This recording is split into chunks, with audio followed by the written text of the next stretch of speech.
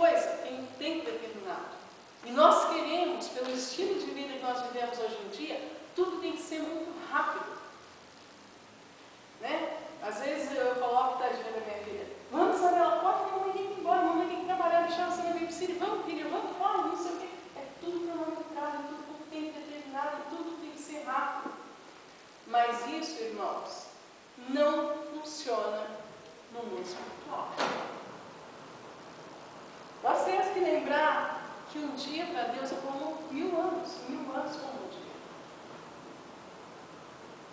Então, quando nós somos dependentes de Deus, nós temos que esperar em Deus.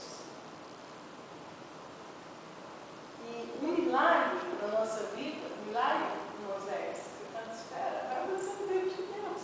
Não é no seu tempo, não é no seu tempo, provável. Mas é no tempo de Deus. O tempo de Deus pode ser amanhã? Amém. Mas se Jesus não voltar, daqui a 5 anos, 10 anos, é o tempo de Deus que vai acontecer. Então, veja bem, a aceitação dos gentios e a rejeição de Israel por Jesus, todavia o profeta fala de uma parte de Israel que deve ser salva. Então vai chegar o tempo ainda em que uma grande parte de Israel será salva. Porque vai ser o tempo de Deus na vida deles para a salvação deles. Isso não quer dizer que nós não devemos pregar para os judeus, muito pelo contrário. Porque, irmãos, Deus vai requerer de cada um de nós, as pessoas que nós convivemos e que nós não pregamos o Evangelho. Eu trabalho com uma senhora e eu tenho tentado falar de Jesus para ela. Toda vez ela me importa, mas eu tenho tentado. Aí ela fez aniversário, eu peguei e dei um CD evangélico para ela. Ela nunca nem deu uma resposta. Se ela viu, se ela não viu, se ela gostou, se ela não gostou. Mas a minha parte eu estou fazendo. Amém. Se Deus me livre, quantas vezes já contei meu testemunho pessoal para ela, eu falei do milagre de Jesus. Eu falo para ela, olha, Deus te abençoe, Deus vai te curar, Jesus é bom. Ela não fala mais, já muda de assunto. Eu espero que não, mas se Deus, se ela partir para a eternidade, a minha consciência com meu Deus está tranquila, porque eu tenho feito.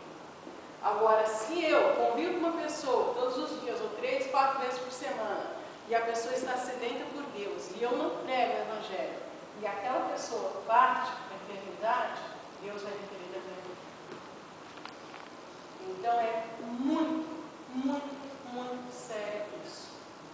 Eu quero abrir aqui um parênteses para falar um pouquinho sobre Israel, sobre o povo de Deus. Mesmo, irmãos, eles ainda não tendo aceitado Jesus como único, suficiente, Salvador, reconhecendo Jesus, eles são o povo de Deus. E há um mistério de Deus em relação a Israel muito, muito grande. Tá? Uma vez foi dito por um dos pilotos de caça lá em Israel, que algo, olha, eu fico arrepiado de contar. Algo extraordinário acontece. Então, esse homem falava o seguinte: eu não sei, mas às vezes a gente parte e está naquelas terras em que tem luta contra Israel, e as pessoas lançam mísseis, e muitas vezes aqueles mísseis têm o foco certo para nos alcançar, para nos derrubar, para nos matar. E eles se desviam, e eles não nos atingem. Sabe o que é isso? É a mão de Deus. Amém. É o povo de Deus. E vai ser sempre o povo de Deus. Aí fala assim, feliz a nação cujo Deus é o Senhor. E mais, eu estava até, depois eu quero até falar com o pastor Helmut sobre isso.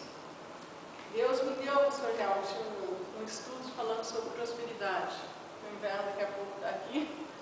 Muita gente tem me ligado, não ajuda em oração, estou passando por tanta coisa. Eu falei, Senhor, mas o que está acontecendo com a teu povo? precisamos orar. E a Bíblia fala que Deus ama a prosperidade dos seus servos. Então nós temos que tomar posse, guerrear no mundo espiritual e entender e chegar à conclusão onde nós estamos errando, pecando, para sermos prósperos, para sermos abençoados. Se os irmãos quiserem ler comigo rapidamente no Salmo 126, olha os mistérios de Deus para com Israel.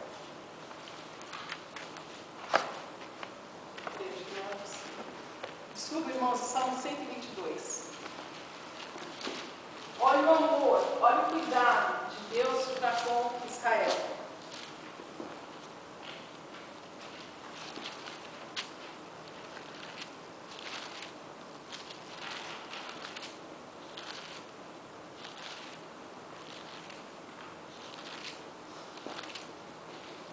Quem aqui quer prosperar em todas as áreas da vida?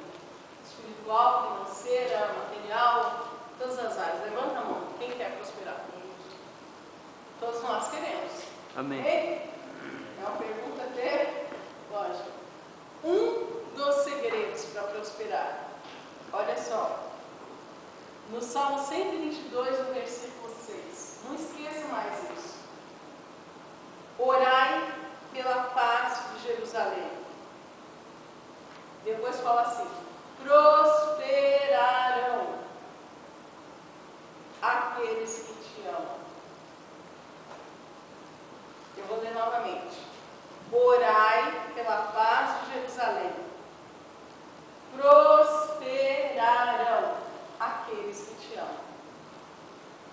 Aqui está escrito: sejam prósperos os que te amam.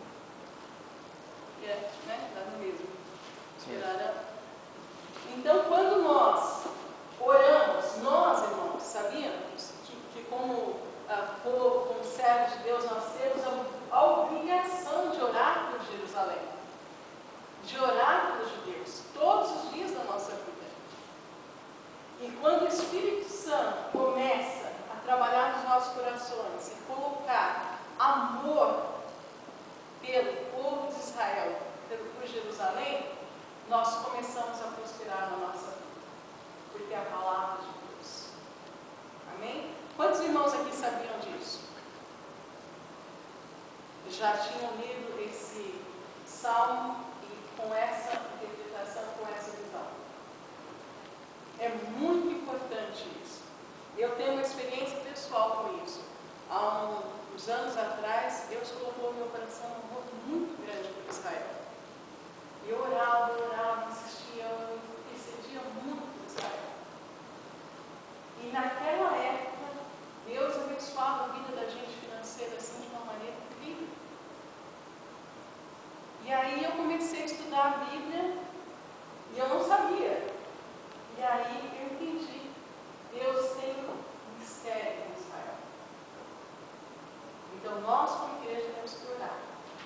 Não é orar por Jerusalém para prosperar, para arrumar trabalho. Os irmãos têm que entender. A gente não negocia com Deus, irmãos. Isso é totalmente errado. É uma questão de amor que está escrito. É uma questão de amor. Veja bem, no mundo espiritual as coisas acontecem mais ou menos assim. E como no mundo físico também, é uma questão de ação e reação. Mas o mundo espiritual é um pouquinho mais profundo que isso. Quando Deus, através do Espírito Santo, trabalha no nosso coração, muitas coisas vão acontecer. Quando nós conseguimos, não porque eu falei aqui hoje, porque eu ensinei isso, mas se você começa